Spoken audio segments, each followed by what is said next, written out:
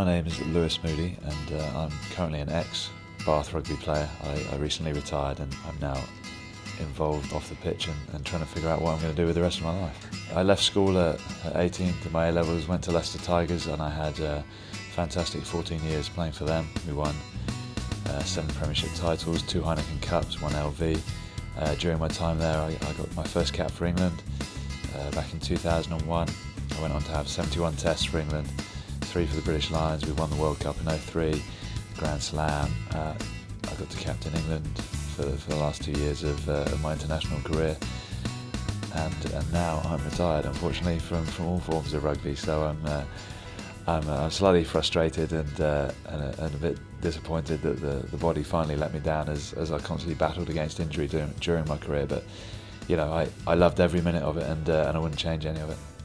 It was just prior to the Lions tour. It was something that I struggled with for about 4 months before I went and got it checked out. And you know, you just don't know. You're slightly embarrassed as a young man as well. You know, what to say or who to speak to, so I was the classic, you know, male stereotype at that point. And after about 4 months, it got so bad that I had to go and speak to someone. I went and saw my GP, who diagnosed me with ulcerative colitis and has looked after me since. I lost a lot of blood basically whenever I went to the loo. I was incredibly sore stomach, almost like you were having a stitch or a cramp every time. And the longer and longer I left it, the more I was bleeding, and the more blood I was losing, the more weight I was losing, the whiter I was getting.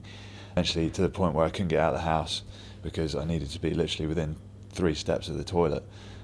And sometimes that wasn't enough, you know, the sort of 3 steps was too far. It was distressing because I was a young man, I didn't understand it, and it's humiliating, you know, it was, because you think at that sort of age you're healthy and you don't have to deal. I thought, you know, a lot of bowel control and all this sort of stuff was for the older generation, but as it turns out, that's the complete opposite.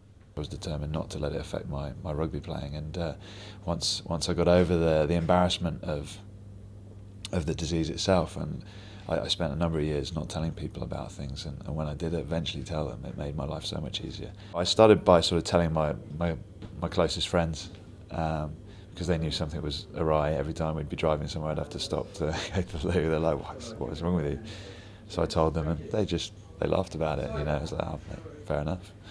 So some of them asked questions, and how does it affect you? What can you eat? I remember one time I got really ill at someone's house, whether it was something I'd eaten or whatever, and I fell asleep on the couch for about 2 hours. I'd lost loads of weight. But yeah, so once they found out about it, it made my life much easier, because I spent 2 years sort of not telling people, and that was probably more stressful because you're trying to cover it up, and when they know, they're just very open to it, and life's easy.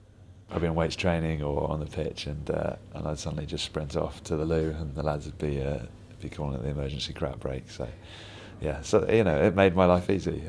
Everyone knew about it. We could have a laugh about it, and as teams do, as team sport, you can always have the mick taken out of you, and that actually makes it a lot easier.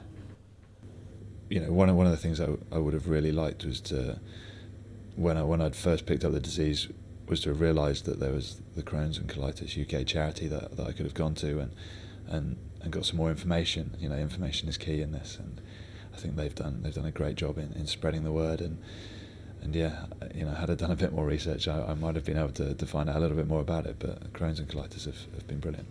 I hear about a lot of people, and a lot of people have made contact with me that suffer with various illnesses since I talked about it, and it makes me really sad when I hear people have to step away from university or give up various elements of their life, and just to say to them, there is always something you can do, and don't give up on it, because you can succeed to whatever level, you know, whether it's small margins or big margins, you can always succeed. Don't give up on it, because you can always overcome it to a level that will benefit you. So have the right level of determination, and you'll get through it.